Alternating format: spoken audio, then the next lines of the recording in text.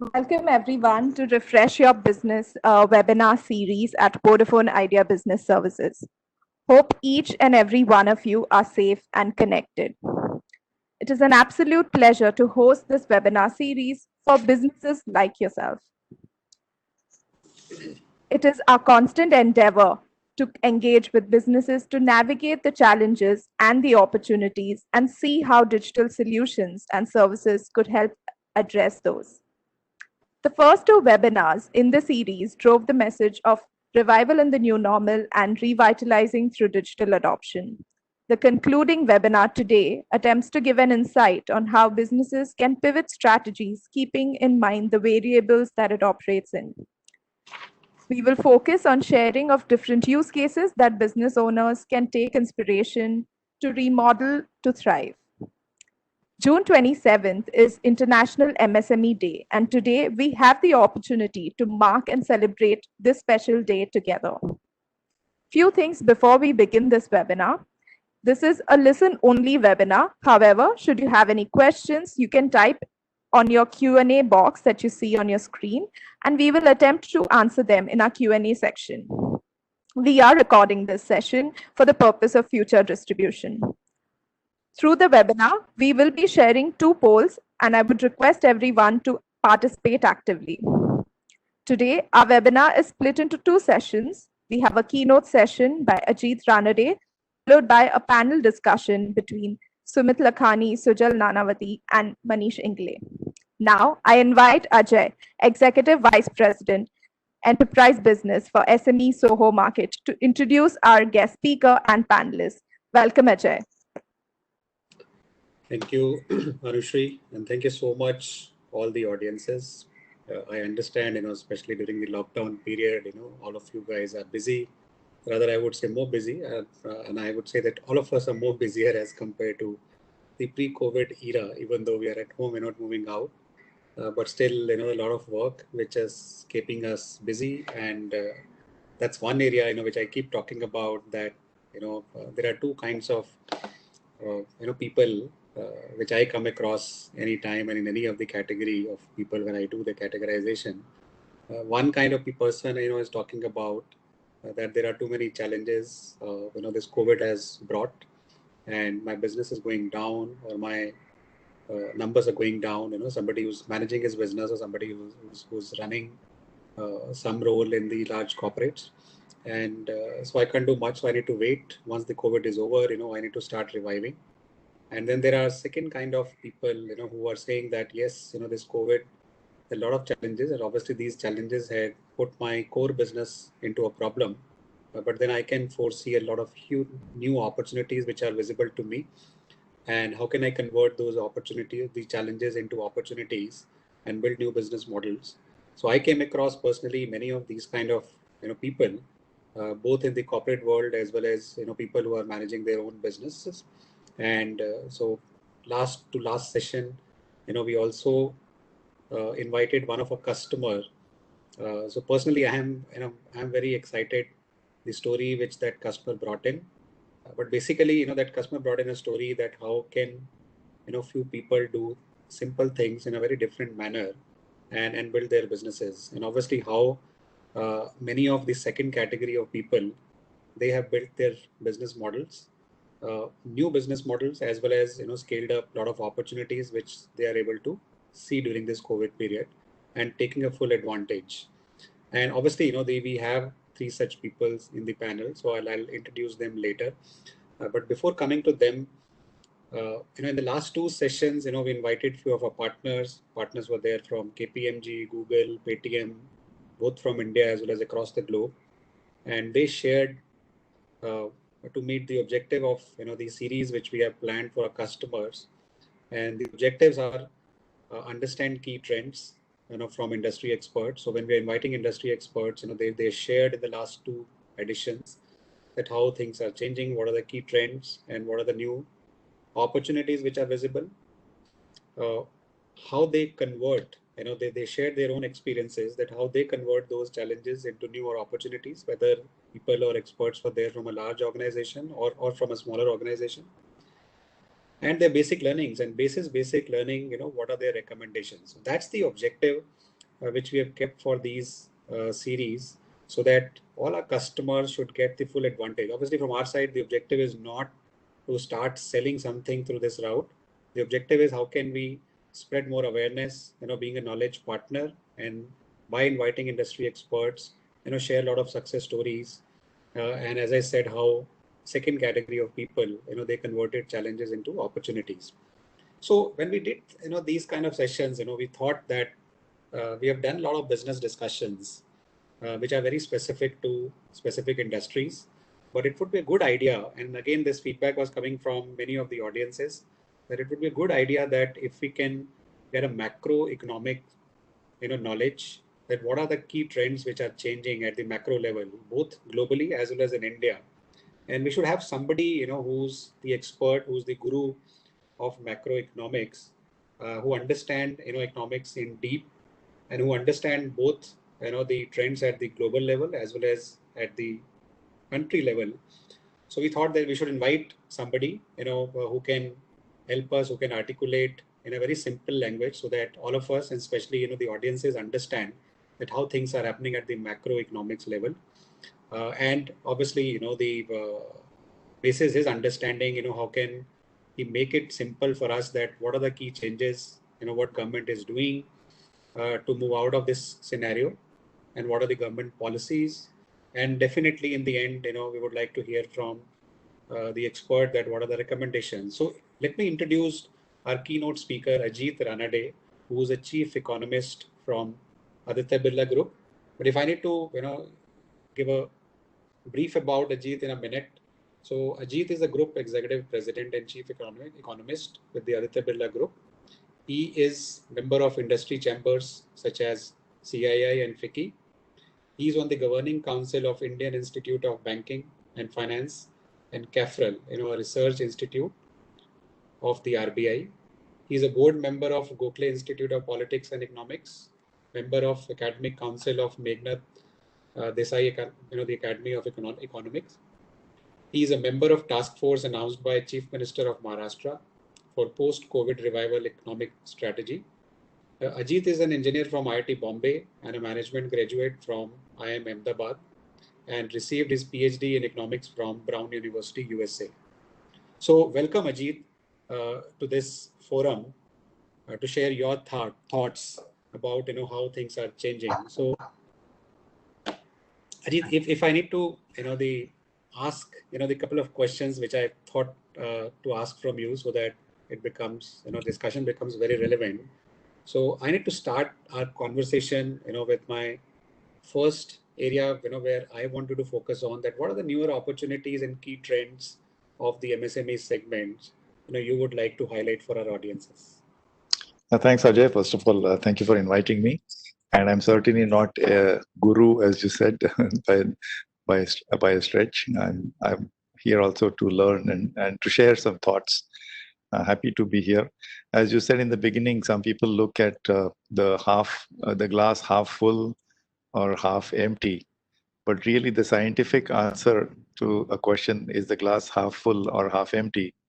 The scientific answer is that it's both. It's exactly halfway. But a more cheerful answer is that if you get a glass which is half filled with water, just get a peg of whiskey and add some lemon and have a good drink. But or as they say, if you get served a lemon, then make it into lemon juice, which is basically the essence of maximizing opportunities that come even at a time like this. I think the more inspiring stories that will come from our panelists, Sujal, Sumit, and Manish later. And I'm going to just talk about broader trends and perhaps share some insights. So in terms of the trends, certainly, but just to give you a little bit of background, that we basically started this pandemic impact in three, what I call three shocks. We had a triple whammy of three shocks: a supply shock, a demand shock, and a financial shock. In the sense that supply shock, as you know, tourism, travel, restaurants, footfalls, malls, the demand steeply down. A supply shock is because of the lockdown, many factories had to shut down. So even though they had perhaps there was enough demand for their products like chemicals or even our cement companies or metal companies. But there was a supply shock because there was no trucking available to evacuate cargo. Train services disrupted. So that's a supply shock. And the financial shock was, of course, what happened in the stock market and capital markets. So in that sense, it's unprecedented that we have a triple shock. But of course, now people are recovering from all that. And the other broad thing to note is that at a time like this, the SMEs, and I'm very happy. Let me, by the way, before I forget, let me wish you all in advance for the World MSME Day. When it comes to MSMEs, the small businesses, what tends to happen in an adverse macroeconomic like this is that they are at the receiving end. From the customer, what tends to happen is that the payments get elongated or delayed. Payment delay, pending payment is a huge problem. I mean, this is true for every down cycle of the macroeconomy and this one too. And secondly, access to funding. So we'll talk a little bit about what the government is doing about this later. And then thirdly, of course, access to technologies and so on. But that is changing now. I think the trend here is that during this COVID impact, during these last 3-4 months, what we've seen, the big trend is that there's a huge push towards digital. The businesses which have done well during these 3 months, apart from the continuous process industries like metal production, whether it's steel, aluminum, copper, or chemical production, because many chemicals are used as disinfectants or in the sanitizers and all that. So there's and some essential services. But what is really happened is that many businesses have given a huge push to digital. So I would, in fact, stick my neck out and say what demonetization was not able to achieve fully, it looks like COVID is going to achieve because whether it's consumers or businesses, small and large businesses, there is a huge push towards digital. And just to give an example, I mean, I'm sure the examples that will come from your panelists are going to be more inspiring and more illustrative. But let's say a consumer company like ITC, because the stores are shut and because malls are shut, I believe they have partnered with courier companies, and these mobile vans or mobile trucks, mobile mini tempos are moving around in cities, have become de facto mobile shops, and they're able to work with the curfews and the security arrangements, but be able to deliver grocery items.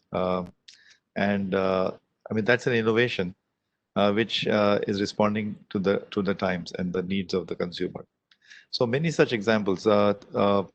Individual service providers, whether it's a plumber, electrician, or even somebody supplying vegetables, milk, everyone is switching to the digital mode where they are communicating with uh, app-based or video-based communication devices, and of course, not to forget the payments. The loop is being closed on the payment side through digital delivery. So I would say a big trend that we are seeing because of this is digital. And of course, I think there are going to be some other changes. I mean, there's a whole range of businesses and industries around the digital theme. I mean, digital theme is such a big one because I believe it's the very foundation or bedrock of the services and businesses that are going to emerge. The other thing is not to forget that the impact on industries like healthcare. There is much more awareness. And for example, one of our businesses is an insurance brokerage, health insurance brokerage, or health insurance companies, standalone health insurance companies who connect pay consumers or customers to health service delivery organizations. So huge uh, growth in those sectors as well. So anything connected with healthcare, anything connected with pharma, then distance education. Again, because of this, some of it is unfortunately necessitated by things like isolation, quarantine, social distancing. But these are the trends that we are seeing. I think it's early days. We are using the words like new normal quite often. I heard the word new normal just 7-8 years ago when we were just trying to come out of the global financial crisis caused by the mortgage crisis in the US, North America. But this is really different. This is nothing like we've seen before. As I said, even demonetization, which was a very big disruptive event in the national economy, was not able to give that much of a push to the digital transition to digital as much as we have seen this time. So I would say a big theme is digital, and then changing of business models to adapt to these conditions of social distancing and changes in consumer behavior. No, I agree. If I need to talk about, in my business, we have seen that, we used to put customers in two category, the digital customers and non-digital customers, especially from the collection point of view I'm referring to. And in the last so many years, we were trying push them to start paying digitally. But in the first 30 days, only 90% of those people who were non-digital category of customers started paying digitally, without much of education. We were doing that education for last so many years, couldn't achieve it, but without doing anything in 30 days, 90% of the customers started paying digitally. That's the big change. Ajay, I want to add to that. See, the word digital is I said, it's a very broad word in the sense it captures so many aspects. But what is, I think, interesting is that the consumer is now perforce adapting to digital mode in a way which we have not seen before. For example, school kids, they were not, obviously, we talked about the classrooms using digital aids like iPads and so on. But now people have to be taught remotely at home, which means that the examination mode, the learning mode, teaching lessons. And this is something that the kids have to adapt, and they have to teach their parents. In fact, in many cases, the knowledge passes from the young to the old. So same thing with university education. And here, I believe in the digital adoption, there's a huge amount of non-linearity involved, in the sense that this thing is going to scale so quickly non-linearly that it will surprise us all. I mean, I just want to give a quick example of when the smartphone was launched. The iPhone was launched in 2007. Coincidentally, the same year, Google launched its Android operating system. Okay, this was a $600 device, and people said this is just not, it's not going to work. It won't. Today, a company which had a $70 billion market cap, of course, Apple is everybody's favorite example, but I think the non-linearity of it is just astounding. A $70 billion company has become a $1 trillion market cap. And today, you cannot imagine life without a phone. Forget about just an iPhone, because the smartphone has become the sort of cornerstone of our existence, whether you're a consumer or a businessman. And the disruption has, it's being so non-linear. I think something like that we're going to see, especially with changes in consumer behavior and consumer adoption. So Ajit, I would like to, ask you that, and again, this is my observation, everybody keep hearing when they're watching TVs or when they're reading any newspaper that government is doing a lot. There are so many economic packages, which government is offering, especially for MSME. There are so many policy change which we have made, and I keep talking about there is a change in the definition of MSME, which obviously is to get some benefit for MSME, which government is planning to give. But still, while I'm interacting with a lot of these small business owners, I found that they're not fully aware about what government is doing and how those policies are getting translating into the benefits which they can seek for. So I would like to ask you that, can you make things simpler for all of us in terms of understanding that what are the government initiatives and how MSMEs are going to get advantage? Yeah, first of all, MSMEs in any economy, and certainly in India, is a very important and integral part of the economy. For example, when you come to industrial sector, the MSMEs provide cumulatively roughly half the output, half the employment, and half of all exports. And I'm not even, so there are roughly 63.5 or about 64 million MSMEs if you count each enterprise. And this excludes, by the way, agricultural enterprise. I mean, technically, I think even agriculture should be called MSME type. But if you exclude that, it's 63 or 64 million. It includes all kinds of activities from a single person, one proprietor, or your telewala selling, vegetables or a street side vendor, all the way up to a lathe shop or a small manufacturing foundry with 10 or 15, 20 employees. So it's a whole range. Okay. And typically, as I said earlier, their challenge is that, first of all, MSMEs tend to be vendors or suppliers or ancillaries to large businesses. Those large businesses could be private sector or the public sector or government. Say, for example, something like the railways, they probably have 1 million vendors, of which a large class, majority probably are SMEs.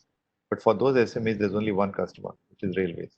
So that is the story with many MSMEs, that you typically tend to have a few customers, and therefore there's a large dependence. And that also is the source. There is a source of stability for their business when times are good, but that's also a source of stress, because that's why they have to depend um, on payment, and the payments get delayed. So what the government has been trying to do, I mean, the most prominent recent thing which I would like to highlight is that the finance minister announced that the MSME sector particularly will be given liquidity support to the tune of 3 lakh crores or 3 trillion rupees. Imagine that out of 63 million, even if you assume, let's say 20 million of them are able to access this funding, it's quite a sizable funding per enterprise. And the special thing about this announcement was that of course, this funding will come through lenders like banks and non-banks, but the risk attached to this, the that is typically banks are typically very risk averse when it comes to lending to SMEs. But the government has said that these loans will be 100% guaranteed by the sovereign. That means the banks will not carry any credit risk at all. So I would strongly urge, our people in the audience or our customers who are SMEs to approach their lenders and bankers, because this is something that's going to be over a period of 4 years. For the first year, there's also, not only is there 100% guarantee for the loan, but there is actually 1 year moratorium on funding. So there's no interest payment, no EMI payable in the first year. Apart from this, there are many other schemes. I think again on the funding side, there's SIDB, which has got many interesting for SMEs. There's also SME exchange. The Bombay Stock Exchange has diluted its requirement, especially if you're looking for equity capital. And often, SMEs have to depend on equity. Sometimes you just depend on your friends and relatives and for capital. But I think the Bombay Stock Exchange, for a slightly bigger SMEs, bigger size SME, we should look at equity capital raising through the exchanges, especially because the regulatory requirements have been diluted. All right. And there are other initiatives, like, for example, you must be aware of TREDS, that is Trade Receivable Exchange, where what the government of India has done is that if you have some pending payment due and it's not coming, then you can just put the invoice on an exchange, and they will be buying and selling of those trade receivables. That, of course, is like bill discounting, but it's through an exchange, and the government is pushing that in a big way. Many state governments have now started portals where they encourage SMEs to surface these issues of pending payments. So I think there is a lot of push towards providing liquidity and funding and even equity capital to SMEs. I know that the current challenge may be not just funding, but also new business models and finding new customer segments. That also has to go parallelly. I agree. I think I picked up two main points which you talked about. One is in the trend part, that the triple shock, supply demand shock and financial shock. And obviously MSMEs are always at the receiving end, but obviously the newer opportunities also, which they are experiencing, and a lot of them are doing, and three of them are already the available with us to talk about their stories. And I've heard you saying that government is doing a lot of work, whether it is related to liquidity fund, or the examples which you've given, that the state governments have opened up their portal for helping these small businesses to get their receivables. So basis the inputs which you have given, I would like to know from you that what are your recommendations for these small business owners basis the changes which are happening. So what should they do, or what are the areas which they should focus on, or maybe, how can they run their business in a more effective and efficient manner? So, I mean, as I said, I don't want to be sounding like a guru, but I think when I mentioned that SMEs typically depend on a few customers because they are their my baps, so to speak. There, I think first strategy is to become indispensable. So I think if you can focus on cash conservation, cost consciousness, but at the same time, very deliver on quality, then you will perhaps face less of a challenge in issues like pending payment and liquidity. I mean, this is a generic statement, but I think it's especially true because at a time like this, large corporates or large enterprises also don't want to lose the business that they have, and their critical dependence on their suppliers will be, in fact, something that the SMEs should capitalize on. Secondly, I think one needs to look at these newer models where everything is becoming a service. I think Ajay, we discussed that. Who would have imagined, like again, transport as a service, right? Car ownership to taxi, the hail cab like Ola, Uber. Yeah. The second is, by the way, a smartphone-induced revolution. The smartphone came along, and it's changed a lot of these businesses have become, instead of owning something, like I don't need to own a vehicle, I use transport as a service, and that is an opportunity for an SME. I think this phenomenon is so widespread now and expanding. Whether it is, I don't need to maybe perhaps own a washing machine, laundry as a service, or I don't need to, as the cliche goes, the biggest hotel in the world, the largest hotel in the world does not own a single hotel room because it's a hotel room as a service, right? And it's a platform-based service. But this is where the SMEs need to look at how can, and this whole new phenomenon of Zoom, I mean the video interaction between customers and service providers is also removing the disadvantage of scale. Earlier, these kind of disruptive technologies, it looked had to have large scale, but now it scales very easily. I would also strongly urge to for SMEs to take advantage of things like I said the service, software as a service or accounting as a service or IT, services. I'm not trying to get into your product areas, but I'm just saying that these are the opportunities which are going to scale up non-linearly. If we had this webinar 9 months later, we'll be surprised to know how much adoption there is of this mode of changing business model, and it actually removes the disadvantage of scale, I believe. No, I agree. Everything as a service is a concept. So I can keep saying, the what all as a service is coming up. Starting from a desktop as a service, or a water as a service, or a battery as a service. You name anything, and obviously in the second section we're going to talk about tire as a service. Which is Oh new wow, subject, okay. which is a new subject. But definitely, things are changing, and overall scenario is pretty different. And I keep talking about two kinds of people. One is saying that there is challenges and challenges and challenges, and the other guy is saying that these challenges are bringing a lot of opportunities to me, and I don't have time. Let me grab whatever I can grab in my capacity. So that's the way things are changing and it's happening, and that's one of the purpose from our side, that how can we bring some knowledge, some live examples to our customers so that they understand that how things are changing, both from the large corporates as well as from the small emerging corporates, I would say, and as well as the what government is doing. So those are the key objectives.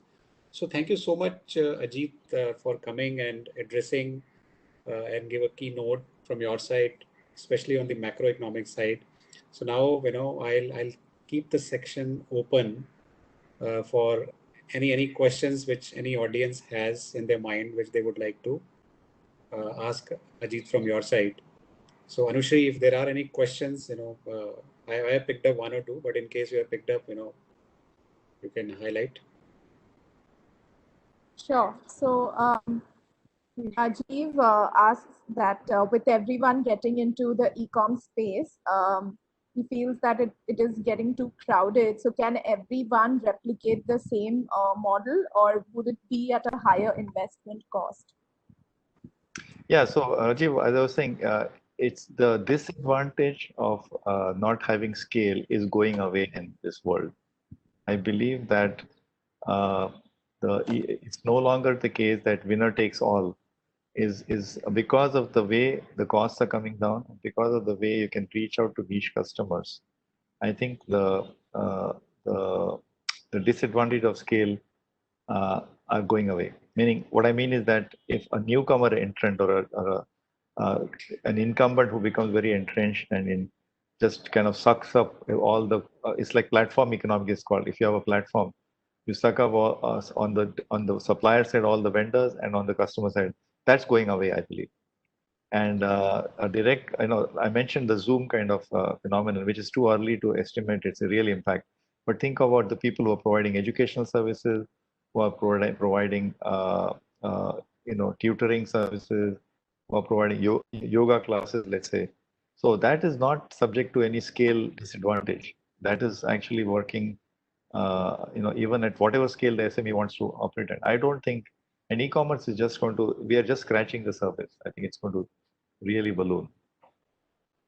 I think I just want to add what Ajit you said to Rajiv is that it's not a, now it's not no more a scale, and this is again, I'm not an expert on this, but this is basis my observation in the last 100 days, that people are going online on their own.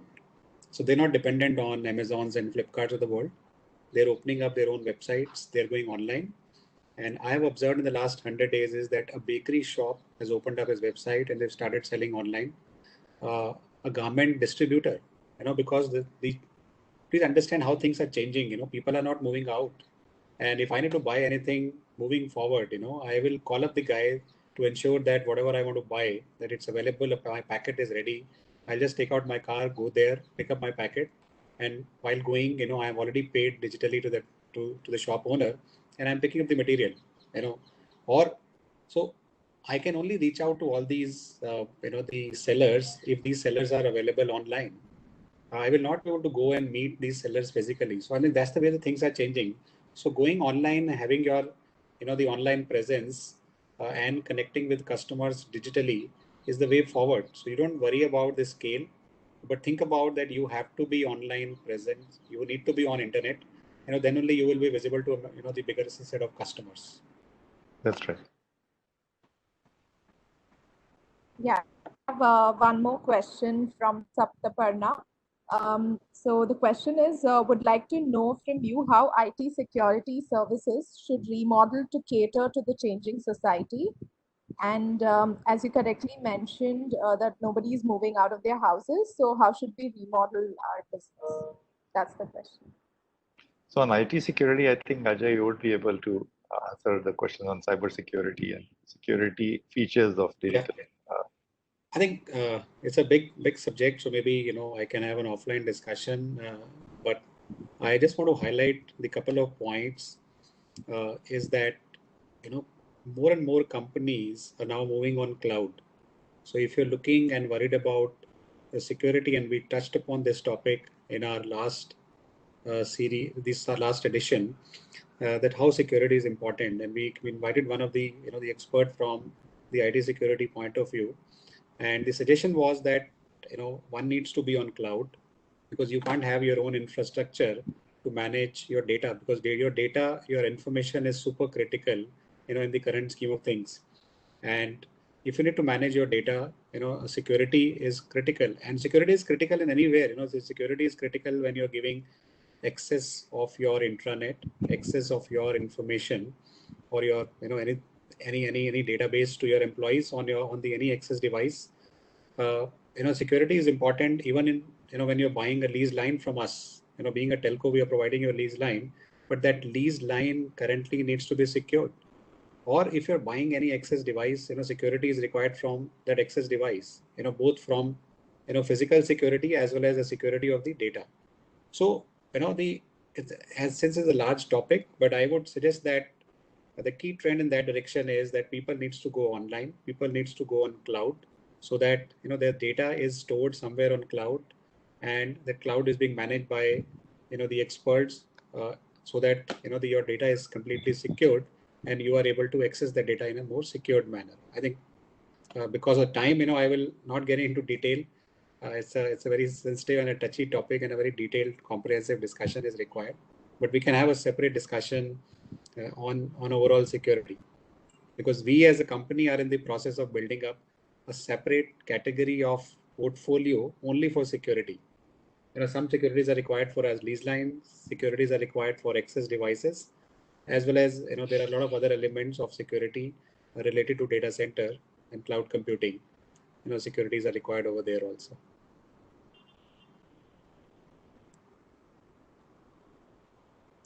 Anu, over to you. Okay. Yes. So we haven't received any more questions, so I think we can close this section and move on to the next session. So I'll just sign off by, first of all, again, wishing everybody a happy MSME Day. And please don't forget that any sector that you can think of, I just mentioned healthcare and digital, but there is agro-processing, agriculture-related sectors. There are services sectors, from education to entertainment to, this is a paradigm which is going to affect a variety of sectors. So I don't think one should think of getting confined only to certain subjects. So my best wishes to all, and thank you for inviting me. Thank you, Ajit. Thank you so much, Ajit. Thank you so much for coming. Okay. So we move on to the next session.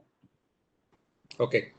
So as we move into the next section, let me introduce, three of our panelists, who have also joined us. And before I introduce these panelists, let me give you a brief that why these panelists are there today. Because in the last two series we talked about, as I said, we invited industry experts, and those industry experts, shared their stories, shared that how they have developed new business models, how they have overcome the overall, the problems, what they as an industry were facing. And obviously a couple of points, from my side being a telco, there are a few observations, which we all are experiencing in terms of, changing the way we used to do business versus now. And there actually we talked about, few success stories from our side. So we thought that, this time we should invite few of our customers who have created their own stories. So their own success stories should be heard directly from their side, so that the rest of our customers should also be able to pick few learnings from them, and maybe apply those learnings into their business model. Or maybe I would suggest that they can pick up the theme of that learning and start thinking that how can they transform their business models. Because my observation, as I said, the second category or second type of people who are trying to find out opportunities out of those challenges are able to create a lot of differences, even though their core business is getting impacted, but they are able to generate newer opportunities, new business models. And that's what we would like to hear from three of our panelists. So welcome Sumit Lakhani, who is a CMO from Office. Office is a co-working space. So obviously Sumit is going to throw more light around at what they are doing. Sujal Nanavati, who's the managing director of Cosmic Information Systems. So Cosmic basically, focus more on digital marketing. According to me, they disseminate information to a larger base of customers using technology. That's the way I would like to call out. And then Manish Ingle, who's the founder of Treel, and Treel brought Tire as a Service concept. I mean, we all are talking about everything as a service. Tire as a Service is a new concept, and I was pretty excited when I heard this story. So these are the three, panelists. So welcome Sujal, welcome Sumit, as well as welcome Manish to be panelists along with us to share your stories. So before you start, I'll just take a few minutes to give a overview that from a telco's lens, how things are changing uh, when we're talking about remodeling businesses. So a couple of trends, work from home is one key trend which we all are experiencing, because desktop, I keep saying that desktop is getting converted into a laptop. That's the first experience, which we observed when we decided for the lockdown. Suddenly, 3-4 days back, there was a discussion in our office that lockdown is supposed to happen. So what should we do? And I realized that desktop needs to be converted into a laptop, because many of our backend resources were using desktop. And that was the first problem we faced, that how can we enable them so that they should start working, operating from home. And obviously during those days, we all realized that there was a huge shortage of laptop, because everybody was looking for a laptop and labs were not available. And especially most of these laptops are being manufactured in China, and Chinese, because of the lockdown in China, the things were affected big time. So that was a big change. From the telcos lens, data tsunami, which we are experiencing in the last couple of years, uh, you will be amazed to see that the per user per month data consumption in India has touched, or rather crossed, 11 GB, meaning that 11 GB per month per user at a base of roughly 35 to 40 crore of customers, who are using that much data. So you can think of that, it's a data tsunami, and India is now almost 17% of the data consumption in the world. That's the consumption, which has gone up. And around 3 years back, the India was less than 1%. So that's the reason actually we're saying data tsunami. I already talked about emergence of digital customers by giving example that 90% of the non-digital customers started paying digitally within 30 days without any education. That's the another big trend which we experience in our business. And obviously, the virtual experiences with many of our customer have started giving. One of our customer, builder, the renowned builder in Mumbai, during the lockdown period, they started giving virtual experiences of their sample flat. Because you can't lockdown, you can't move out, but obviously you need to continue your business. So they started, and they realized that people at home are relatively free. So they started giving virtual experience. So that's one of the the key trends which we observed. What we did, I just want to give a context before we move into Sumit, Sujal, and Manish, is that we created few stories. We created stories of going digital. I given a couple of examples in my previous, the chat with Ajit, that we enabled, professional services, retailers, real estate agents to go digital, to start having their own website so that they should be available online and their business is visible to bigger base of customers. We ran a lot of customer connect programs, to support ecosystem who's supporting banks, insurance, and NGOs with the help of few of our propositions like SIP and all. Employee productivity, we have a lot of employee productivity enhancement tools, which we help ITS sections especially. Uh, Learning remotely, Ajit talked about, the education, and a lot of associations I have seen that, the video call, audio call. You will be amazed that there are a lot of agricultural companies are using our propositions to start engaging with the farmers. So they are engaging farmers on an audio call, because obviously many farmers, because of the bandwidth constraint, they're not able to come on the video call. But these agri companies, are using audio conferencing systems and getting these farmers, connected through their mobile, and spreading information about new ways of, doing agriculture activities, and obviously business continuity, which related to healthcare, which Ajit already talked about, that how healthcare is becoming too important. And I would like to highlight that healthcare is one of the key segment, which all of our customers, they should focus on, because once we have a medicine, 1 billion plus population needs to be tested, in the next 1 to 2 years time. So you can think about that, how what's the kind of opportunity which these testing labs are going to bring to us. And obviously, the usage of technology, especially technology like IoT, Internet of Things, is going to bring a lot of newer opportunities. So labs, the hospitals would be a key big opportunity, in whichever business which you are in. My suggestion is think about this as an opportunity, that if 1 billion plus population needs to be tested, and obviously there are multiple other activities like vaccination and all are going to happen, and obviously the life is going to change, because somebody needs to ensure that temperature check of the guy who's coming into my home or into the office, or maybe the guy who was the previous guy in the Ola cab, which I am now getting into, what was the temperature of that guy. Just think about those scenarios, and if those are the kind of scenarios which are going to come in front of us when we all of us going out, what's the kind of newer opportunities which these scenarios are going to bring to us.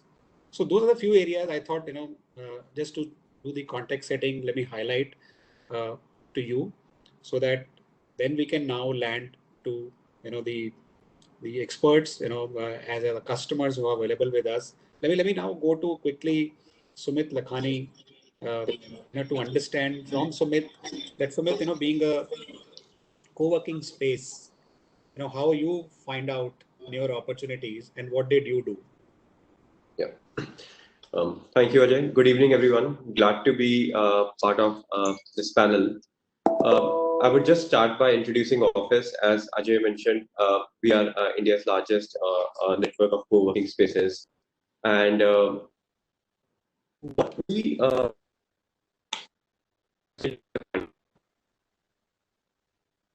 I can say, the three P's of marketing now. So pivot, pivot, and pivot. But successful companies have always been agile. They have evolved with the times. You can always look at, let's say YouTube. It initially started as a video-based dating service. So, and then they evolved and pivoted their own, model. Um, for us, you can say Office has pivoted right now by launching an Office at home during this COVID scenario. But what we see, it is a natural evolution of providing, work solutions depending on our client requirements. A suite of products from co-working to enterprise to mobility, they are, already there. So that's what we see, as a natural progression of moving from and moving to work from home solutions. Couple of decision points which we started taking, when uh, uh, evaluating this point. One, as you can see, the key facts we have mentioned over here, the telecommuting had grown big time, almost about 115% in the past decade. Almost about 85% of about 15,000 global businesses, I've thought about giving employees flexibility to lead, which leads to an increase in productivity. We did a kind of a survey, and it showed that people are feeling that more work is being done, when working remotely. I think there would be a kind of a burning point around on it as well. I feel overworked by working from home. Ajay, you mentioned that point initially, but I think there would be that kind of inflection point around on work from home as well. And one interesting aspect is that 69% of millennials would give up, other work benefits for remote working option. So that we will start seeing, and it's going to be a very interesting social phenomena as well. Uh, People migrating probably from metros and tier 1 cities to maybe better infrastructure in tier 2 cities. There's a very trending kind of a debate going in Silicon Valley right now, that should all the software engineers be based out of San Francisco or not? Why can't they work out from some other states, some other cities which are more low cost? So when we looked at all these remote working kind of scenarios, so we thought that work from home will become one more asset class in commercial real estate. And as a company, we need to be one which is forbearing or front ending this kind of a change. And we started creating a kind of a new product. The couple of things over here, the key elements for successful transition, very straightforward. From our leadership perspective, we just thought, will we get a good return on the investment we are making? We aligned the team from managers and supervisors with respect to how they, then from HR perspective, IT and employee, so that's how we kind of, these were the kind of, 5 pillars with respect to the successful transition from pivoting to a work from home solution. When we started, a lot of our peers and a lot of our distributors, they mentioned to us that, are you cannibalizing your own existing product? Because co-working or workspaces is working from office. Our perspective was that distributed work experience is here to stay, so we need to come out with the office at home kind of a product as well. So, so Ajay, that's primarily Okay. why It we was good. I think some level of pivot. good. I think that's the new trend, and I'm sure that all of us, all our customers, are also experiencing the same. I think let me go to now Sujal to you. Sujal, actually, you help business owners engage with their customers using technology, which I talked about earlier. What opportunities did you find, and how did you remodel your business? Yeah, hi Ajay, and hello everyone. Good evening. So first of all, thank you very much for inviting me. Now everyone knows that COVID-19 put a lot of restriction in travel and physical meeting. Now we see this as an opportunity into our adversity for us, and we shifted our focus primarily to position ourselves as the best alternative for brands and organization to fulfill their needs through our collaborative tools and products and services. Now, when we say this, how do we overcome challenges post-COVID? So what happened is we identify a couple of challenges and we thought that how do we ensure the safety of our employees? Now, how do we increase the spend of the brand, whether they are not spending at all or whether they are spending very low? How do we control our fixed cost? Because most of the offices are closed. And most of the businesses also reduce drastically. How do we fix our cash flow, which is eating on a daily basis? Now, we thought that to overcome this situation, we need to understand and fix these challenges. And I will share those challenges, meaning that, Anushi, can you put a next slide? Yeah. So to fix these challenges, Ajay, what we did is, first of all, primarily, is we ensure that our employees are safe. And how do we make that safety? That we allow them to work from home, number one. And because I'm in Gujarat, now the lockdown is over, so we can allow a couple of key people to come to the office. How do we make sure that we boost their morale? Now, we increase the communication to our employees by having a monthly meeting or the weekly reviews, and so we overall increase the communication and boost their morale. Second and third thing is we redefine our product portfolio. Now, basically, the idea is to grab the opportunity of this situation and ensure that we provide collaborative offering to our customers or the brand, because we are not mainly into B2C, but we are into B2B. So we provided B2B solution in a collaborative manner with a new ideas and new solution to overcome this situation. Everybody knows that cash is the king. So we started putting how do we ensure that we reduce our expenses in certain way. However, we cannot much because most of the expenses are related to our data center and telco infrastructure as well as salaries and other stuff. Now, looking to this big opportunity, we wanted to remodel our solution and we tuning to our new product and demand, providing new services and products, which I will come to a later stage, but which is mainly into M Samvad, which Ajay recently mentioned about farmers' case, right? So you will be surprised in this last 3 months, 90 days, we have served to close to 600 companies, providing them probably more than 50,000 farmers on our conference bridge, which is an audio conference bridge. And you will be surprised that 600 accounts are so active now that they are overpassing the consumption of the regular corporate business. And which is a very, very unique story which we have learned in last 3 months' time, that farmers are actually enjoying more learning than conventional, what we talk about the educational sector or whatever other sector, but farmers are using it in a very, very fruitful manner. So that is one classic example which we have exhibited last 90 days. We also realize that content is going to play a very critical role because, as Ajay mentioned, that the data usage has been increased phenomenally, like up to 11 GB per user. So luckily we have a 3D content team, and we have designed a product which can help each and every MSME so that they can utilize that content and ensure that that those content goes to their relative customers The idea is to engage each and every customer. Don't sit idle, think differently, make an innovation, and engage with your customer. And that is the way forward. Create your sustainable journey and thrive. No, good, great, Sujal. Let me quickly go to Manish.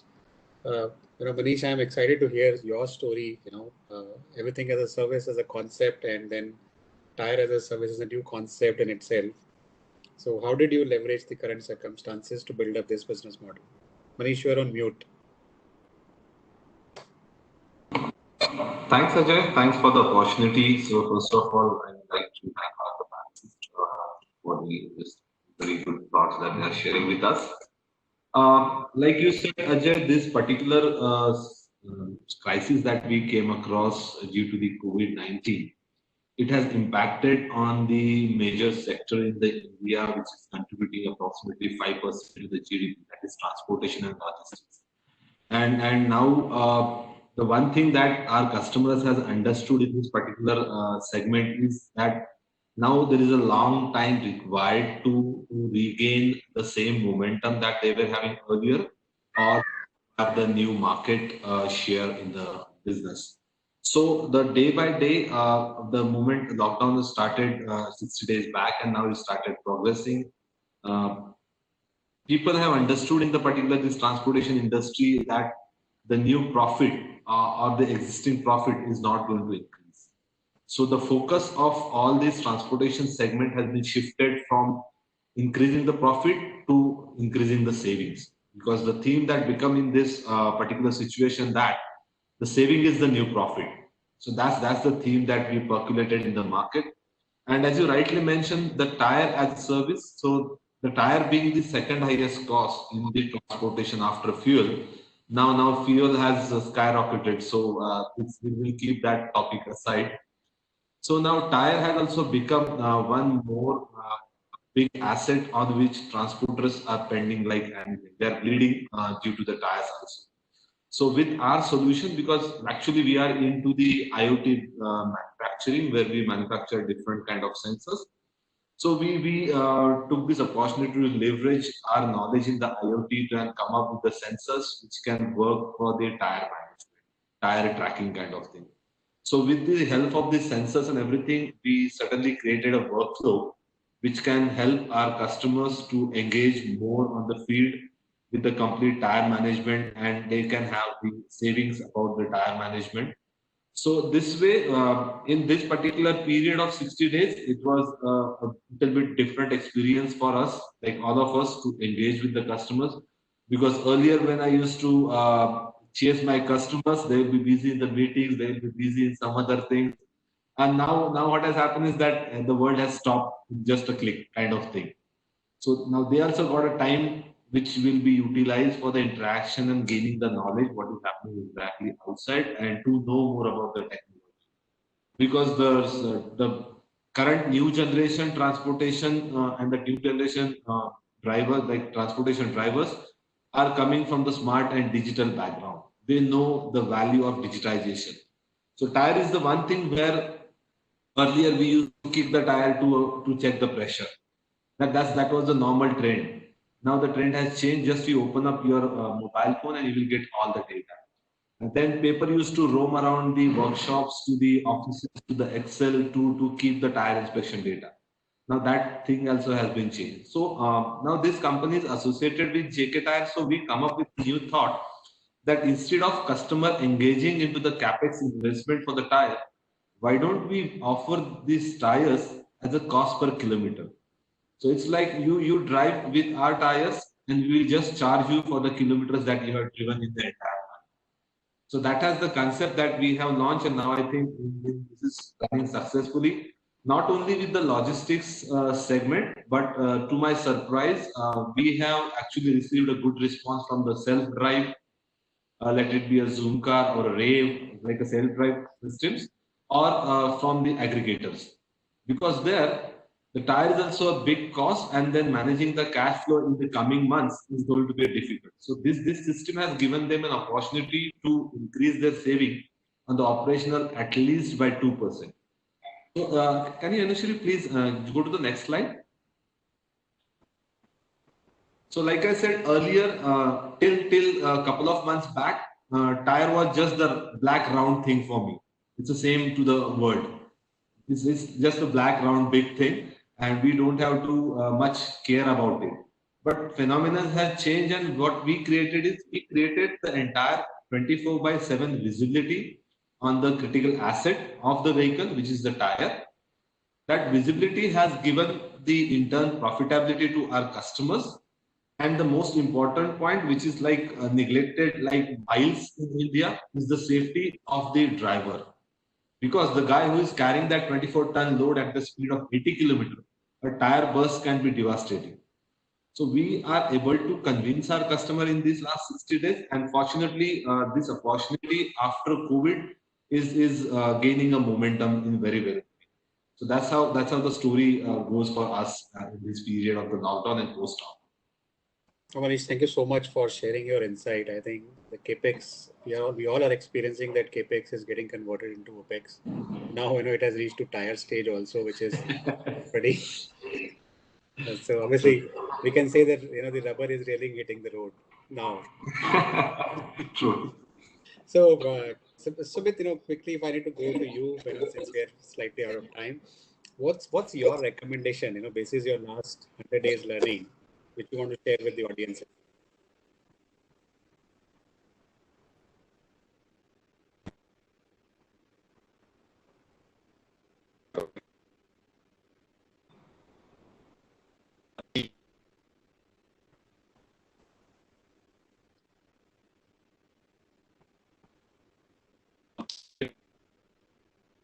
Sumit, your voice is breaking.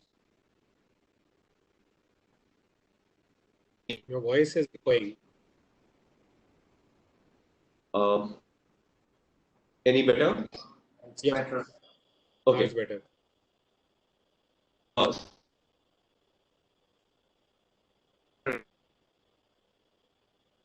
No, it's again.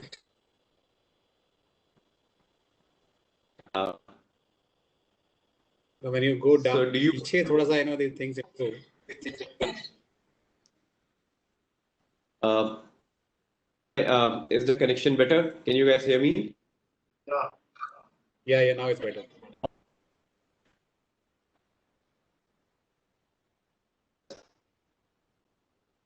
No, it's just the same, Sumit. So why don't you come back to me? Let's. Yeah, I'll come back to I'll you. So Sujal, yeah. apologies for that. So yeah, Sujal, let me ask you that what are the tips, your 2 cents which you want to share with audiences basis your learning. Yeah, so I mean, basically, I just wanted to tell very quick and very risky.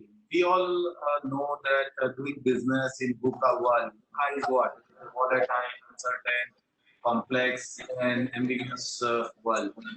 And COVID-19 crisis actually further justified this. So, according to me, MSME need to be remain agile and need to be fully prepared to deal with this VUCA world. Now, how do you do that? So, all MSME needs to continuously reviewing their own SWOT or having a plan B ready. Now, use of technology, everybody says that use of technology becomes mandatory. Hence, use it and engage with your customer one way or other. Now, in our case, we actually built collaborative tools like M-Samvad as well as Voice NLP, Smart Chat, 2D, 3D content platform to enable these brands to actually engage with their target audience as well as with their own base, or we have our own attribute-rich database. Now, having said that, how do you do that? So government announced, everybody knows that government announced unlock one. And the moment they announced unlock one, we started our office with hello. Yeah, go ahead. Yeah, so we basically started our office post unlock one with our key staff and ensuring that we maintain proper safety for all our staff. We continue to preserve cash and conserve it Then we started motivating, as I said earlier, bring the enhanced motivation by creating YMED, you made a difference kind of an award for each and every employee in our organization, while improving our team bonding with the employee, with a newsletter, quiz, contest within the organization, or even remotely, so they can participate in various activities, online, offline, both. Another very interesting thing which we learned, and I would recommend to all MSME is, everybody heard that people lost their jobs, and there is a big problem of jobs. So we take this opportunity and we hire a lot of interns as well as for our short-term commitments, and that will support our new task and efforts. So this actually helped us in many ways to create a new product at a probably a little lesser price, because we hired a lot of interns and other people who are actually free or lost their jobs. So that is also one of the opportunity to find talent, and this has actually helped us. And finally, we actually identified new customer segment. Now, earlier we used to do B2B business primarily to all big top corporate brands. But with this scenario, now we have changed our attitude and we decided to, work with retail sector with a little bit small ticket products by creating smart shopping assistant. As everybody recently in this discussion only, people said about the e-commerce. Now, with this smart shopping, each and every pan ka thela or chai ka thela or vada pav, everybody can have this at no cost. What we have created a platform where you can have millions of assistant at no cost, and still they go digital, and still, because you know that Mr. Modi said local is vocal. So this is basically primarily to address the local need where everybody wants a local product. So this smart shopping assistant can help everybody to go digital, not even require any financial transaction, and still they can use it.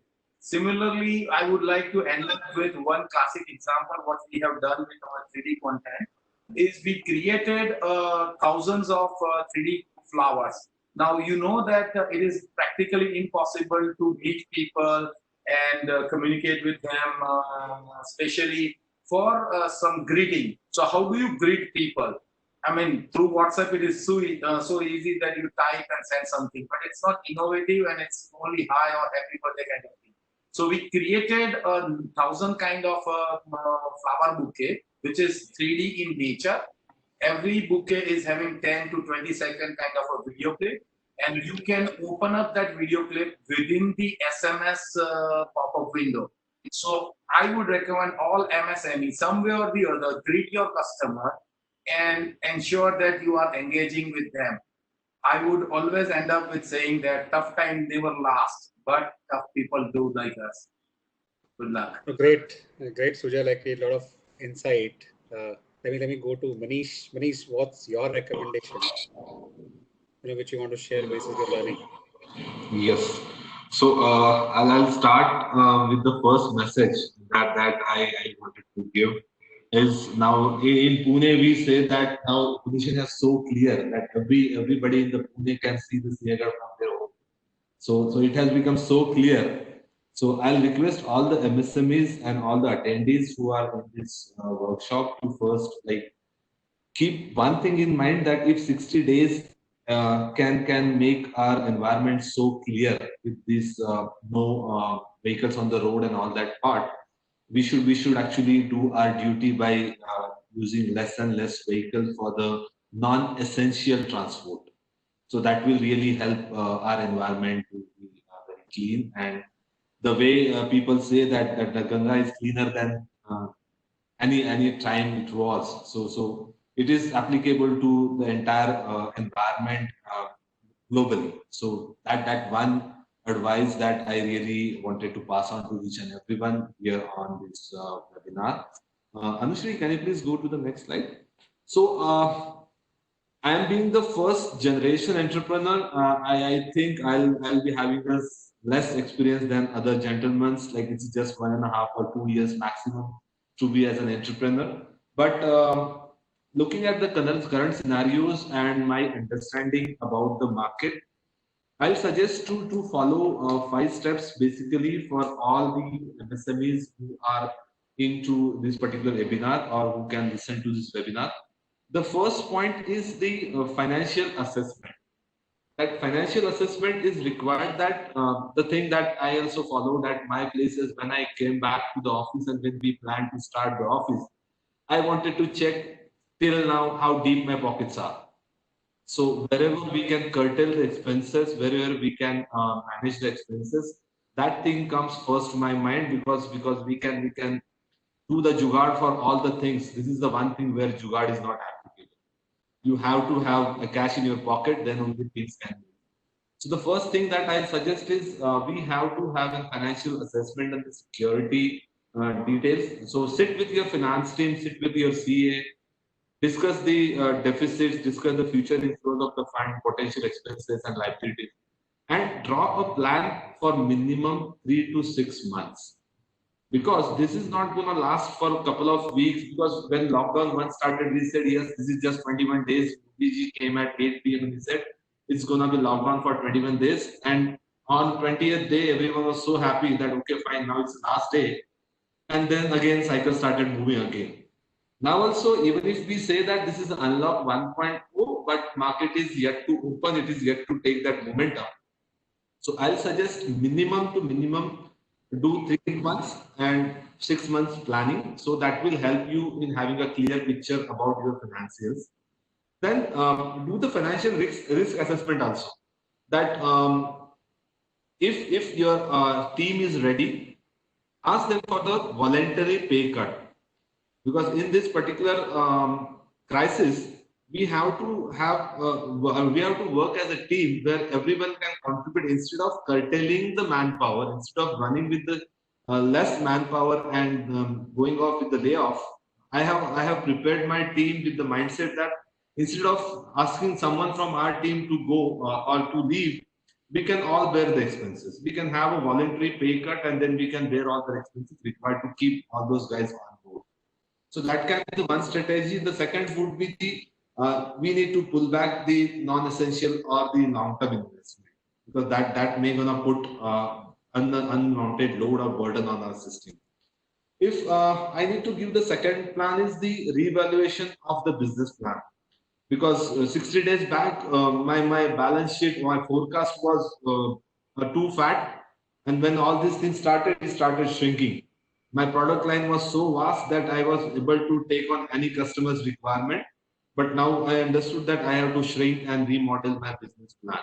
Like Ajay has said, that from the product selling, now we have come to a style that services. Now, instead of selling the sensors or the tires, we are saying that use the tire, we work together to come out of this, and you can use tire as a services. So we have to work on the remodeling of our business plan.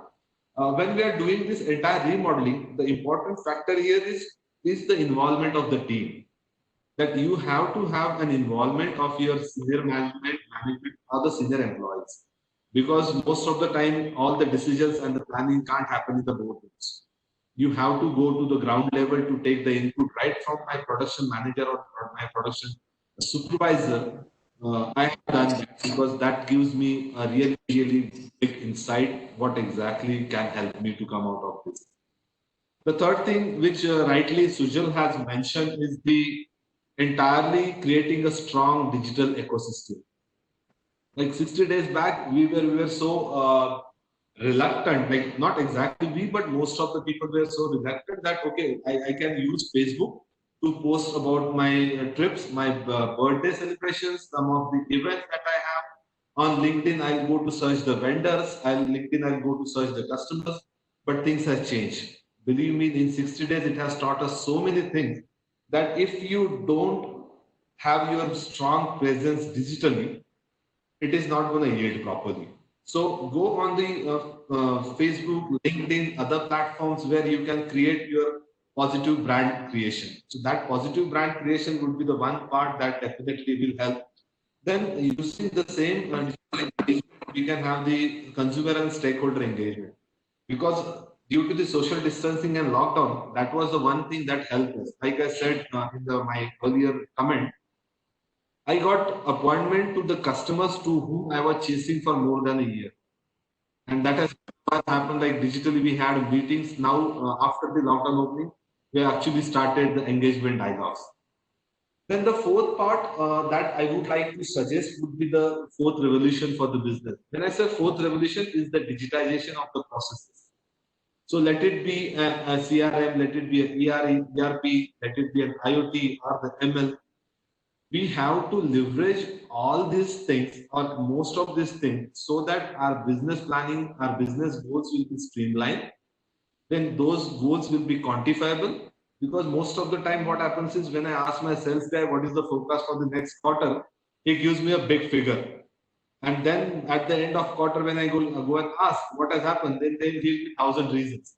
So initially, if we have these particular things, I can have the complete analysis using the ML, or I can have the complete analysis using my CRM data. What has happened in last 3 quarters? What will happen in next quarter? And that things will definitely help to engage into the fourth revolution for the business.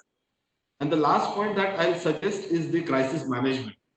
It's not that I'm hoping that this will happen again, but it is always better. This thing has taught that no one is so strong in this world that can live with 60, 70 days lockdown in the company.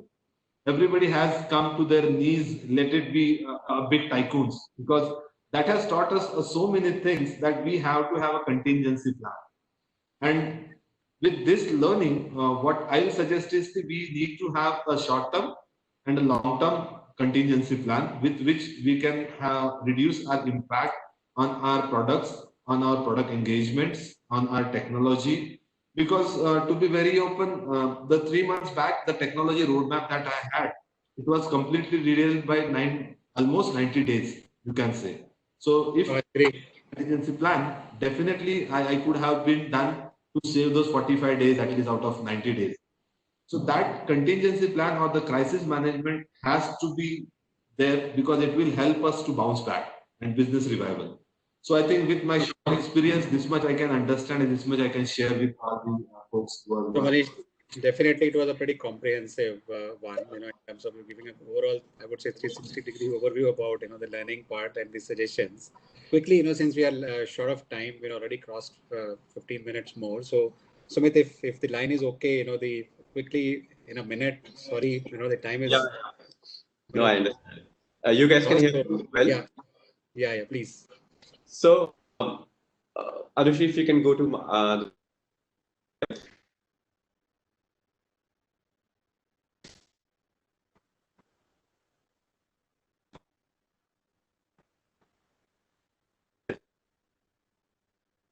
No, Sumit, your voice is still breaking. Yeah, Sumit, I would suggest if you could speak a bit slow, and maybe if it helps, we can go off video. Maybe that helps the bandwidth issue. Yeah, you can shut down the video. Yeah. Not right. any better? Yes. We go. No, Sumit, it's breaking. Okay, my apologies. Ajay, I think we should continue. I think, so this is a practical problem. So, generally, we are consuming so much bandwidth. So we have started suggesting all our customers now that home is a new office. So home should also have an internet lease line, because broadband is not going to work. That's not on a lighter note, but it's on a serious note, which I have to communicate to all. That's the way, things are changing. But anyways, disclaimer, Ajay, I am not on Vodafone.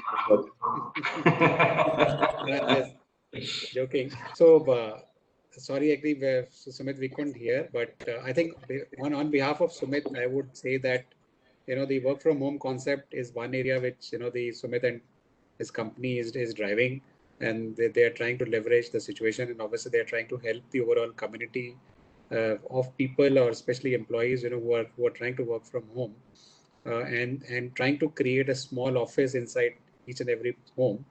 That's again as an opportunity for me, if I look at it, because many of the large corporate, they've started giving allowances to their employees so that they should be able to work from home. And that's an opportunity. So my point is, why we're bringing this point is that, these are the newer opportunities which are coming on our way. And that's what is the purpose from our side, why conducting these sessions, to highlight that what are the kind of new opportunities which are coming on our table. So thank you so much, all the panelists, Sujal, Manish, and Sumit, and obviously Ajit. So overall, the session to me was pretty informative. I'm sure the audiences must have got a lot of knowledge what's happening, in a practical way. So Anushri, if there are any questions, we can answer those questions before we wrap it up. Ajay, I haven't received any questions. So Okay, I think many questions which I've already answered on the chat part. So let me wrap it up by saying congratulations on the International MSME Day once again, and thank you so much, audiences, for coming on this platform, listening to us. I'm sure you must be finding the overall information pretty informative, and please share your feedback, through email or to any of our sales colleagues. Thank you so much. Thank you. Thank you, everyone. Thank you, everyone.